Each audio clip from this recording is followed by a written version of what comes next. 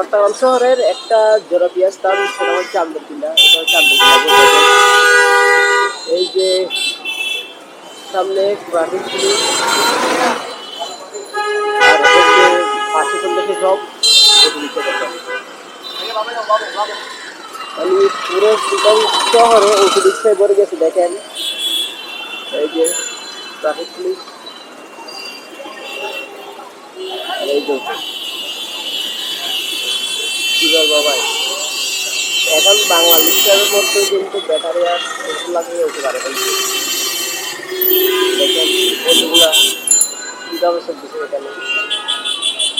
ধরতে গেলে পুরো চিটাং শহর এখন ওষুধ আর বাংলাদেশের দখলে।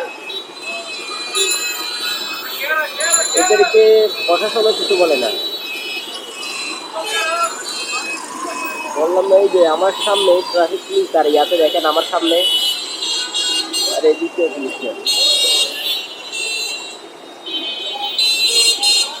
দেখছেন, এখানে চারিদিকে অটো রিক্সা, অটো রিক্সা আর অটো রিক্সা।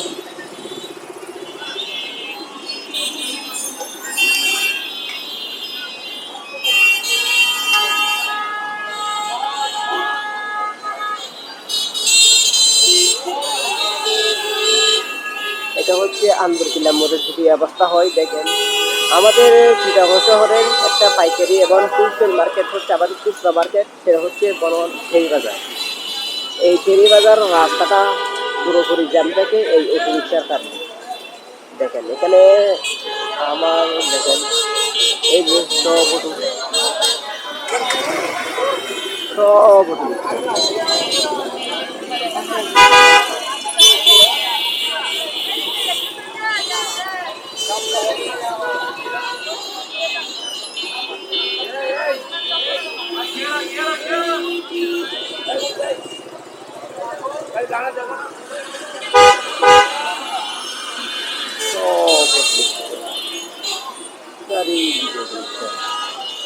কিচ্ছু বলছে না ট্রাফিক পুলিশ, কাউকে কিছু বলে না।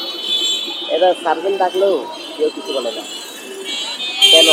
প্রভাবশালীর লোকের কারণে, নাকি সেদের মধ্যে কিছু বাঘ বাটা হয়, কারণ কষ্ট হচ্ছে সেখানে।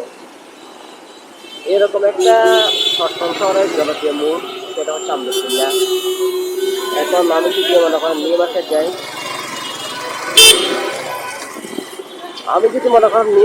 সেখানে এখন সব অটো আর এখন দেখেন রাস্তা, এখানে সব মানে পুরো চিটাং শহর এখন প্রচুর দখলে। এখন সরকার বা চট্টগ্রাম ট্রাফিক বিভাগে যদি আপনারা বলেন আমরা যতগুলো গাড়ি আছে সবগুলো বন্ধ করে বাসায় নিতে থাকি, আমাদের এরকম গাড়িগুলো রাস্তায় চালানোর দরকার নাই, আপনি তাদেরকে চালানোর অনুমতি দিয়ে দেন। পুলিশকে আর পেট্রোল করলে সারা দেশ চলবে এখানে, আর আমাদের এই গাড়িগুলোর দরকার ছিল। যেখানে অবৈধভাবে এই রিক্সাগুলো রাস্তা চলতে পারতেছে, যদি আমাদের মনে করেন একদিন যদি ডেট ফেলের আগে, তাহলে সেটার জন্য মামলা দিচ্ছে। তাহলে এখানে এই দেশে, যে দেশে আইন এখন ঠিক হয় নাই, নিয়ম কারণ এখন ঠিক করতে পারে নাই, সে দেশে মামলা কিভাবে দিবে প্রশ্ন। কেন এখন নিজের মতন পুলিশ যে কোনোভাবে চাইবে কিছু টাকা হাতানোর জন্য।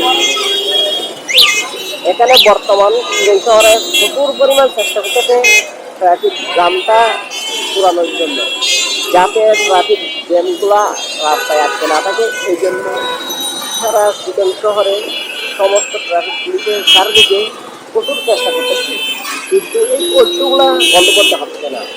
কারণ এরা কিছু ক্রিয়াস করবে, উপরের মহল থেকে যদি সেগুলা চালাতে দেয়, তাহলে এরা কি করবে? যদি উপরের মহল থেকে না দেয়, তাহলে তাদেরকে ধরার অধিকার দেয় না। কেন? যদি ধরার অধিকার দিত, তাহলে এই সমস্ত গাড়িগুলোকে রাস্তায় চলতে পারতো। দেখেন এখানে শত শত হাজার হাজার গাড়ি। এখানে বর্তমানে চিটাং শহরে যতগুলো সিএনজি নাই, তার 3 গুণ বেশি অটো রিক্সা হয়ে গেছে। এখন মনে করেন একটা সিএনজিতে সর্বোচ্চ 7 জন 5 জন মিলেও ট্রাফিক পুলিশে মামলা দেবে।